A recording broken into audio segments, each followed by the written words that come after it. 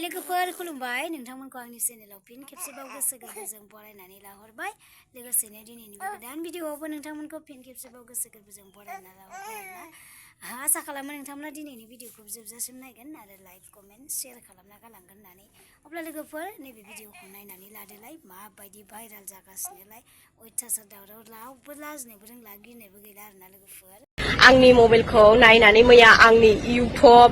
गासिबो फेसबुक गासिबो आंनि इउटुबखौ लगिन खालामनानै इयो गावनियाव लानानै थांजोबबाय इयो लोगोफोर आंथ' बेखौ दा मानिया आं बेखौ दैदेनखौ आङो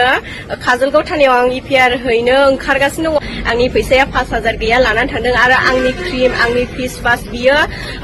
गारियाव सोनानै लाजोबदोंमोन ओमफ्राय गाहायावहाय थांदो होननानै बिदाय लानो थांनायावहाय गारिखौ खेंनानै नायोबा आंनि फेस वास आंनि क्रिमा गोग्लैजोबदों होनना दैदेनखौ लोगोफोर अबाव मोनो नोंथांमोना हमनानै दोन बेखौ दोखो दोखो मानजिनांगौ बे मालायनि थाखा थगायनानै जायो आरो मैयाबो खुगाव सासे हिनजावनिफ्राय बियो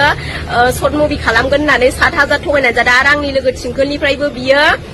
शर्ट मुभिखौ क्लियार खालामना होआसै फैसा जानानै ओरैनो द्रप दोनबाय आरोना बे गवा बियो बिनि बिगुरखौ बिसिजोबनांगौ दैदेननि बिगुरखौ साला सिखावनिखौ साला केमेरा सिखाव साला हिनजाव रेप केस सिखाव बे साला मानसि मोजांसो नंदोंमोन आं बेखौ मानसि मोजां नंनानै आं बेजों मोनसेबो एलबाम लालायलायबाय मानो होनबा बे आंनिफ्राय देखुनानैबो मोनजायासै आरो आंखौ उन्दुनो बिबाय थादोंमोन बियो आं बेखौ मानिया बेखौ आङो केस होखागोन आङो पुलिसजोंबो आं रायलायहरखाबाय आंनाव